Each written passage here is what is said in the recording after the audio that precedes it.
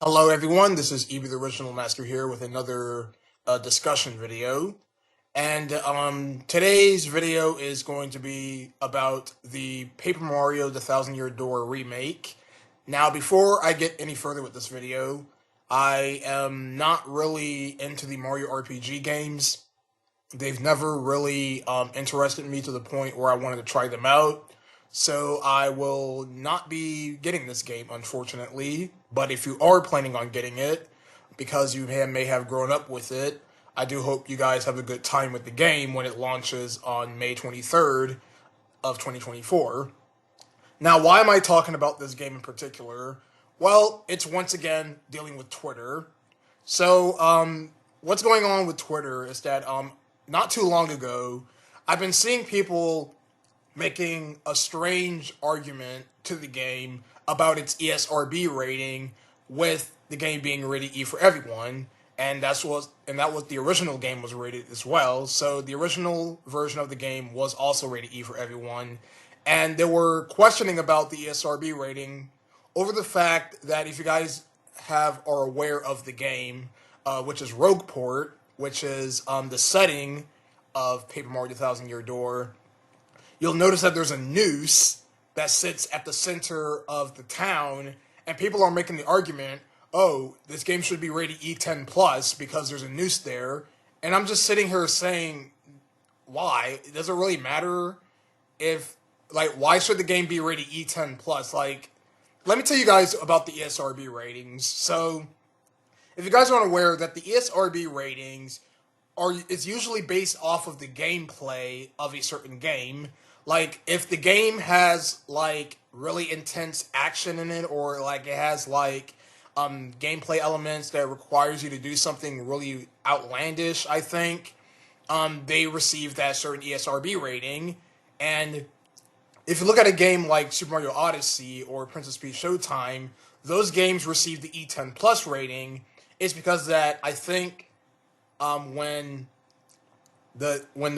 I'm sure you have to send the games to ES. I mean, I don't know how the rating systems work, but I think it has to. I think what the ESRB team saw in the game, it's a lot more intense than your normal E-rated game. So that's why they probably gave those games the E10 plus rating, because of its gameplay.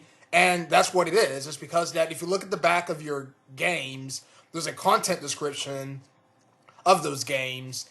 And if you're curious of why the games receive those ratings, you can also go to the ESRB website to see why those games receive those ratings. And in my personal opinion, just because there's a noose in Rogueport doesn't mean the game should technically get an E10 plus rating. It's because that, yes, it's pretty dark and morbid, but there's a lot of other there's plenty of Mario games out there that does have a dark story in it, and the game still received an E rating. It's probably because of the gameplay and not much of the story or any of that, because I'm pretty sure that the ESRB ratings is based off of the gameplay and the materials shown in the game. And maybe because Paper Mario is a very cartoony game, and it takes place in the wacky world of the Mushroom Kingdom, and even though they do squeeze in dark elements, the ESRB team just didn't see that worth being an E10 plus rating, so that's why it's rated E. And another thing is, does it really matter? Like, for all those people who play Paper Mario: The Thousand Year Door, does it really matter if the game isn't rated E10 plus just because there's a noose there? It's not like you can interact with the noose. It's not like there's a part of the game where you have to go through the noose or anything like that. Like, I don't get what the argument is. I don't know why the game should be rated E10 plus just because there's a noose there that's just there as a background element that you can't even interact with. So, what's your argument? Are you saying, oh, because there's a noose there, the game should be automatically E10 plus? Okay, do you interact with the noose? Is there a part in the game where you have to go through it?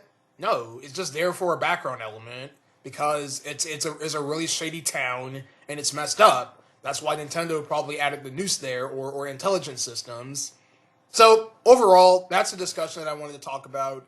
Is that it's really stupid, and I don't see it being that much of an issue. Is because that it's just a background element. You don't interact with it or anything like that. So Paper Mario 2000 Year Door receiving an E rating. It's fine by me. Honestly, I don't care what ESRB ratings the game get. I'm only going to get a game if it looks interesting and it looks like it's fun. That's all I care about. I don't care about the ESRB ratings or anything like that.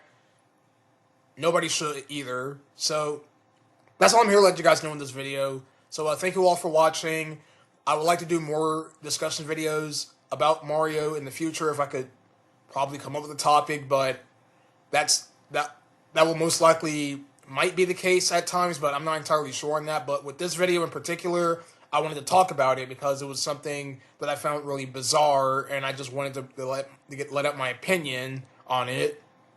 So yeah, thank you all for watching, and I'll see you guys next time with more videos.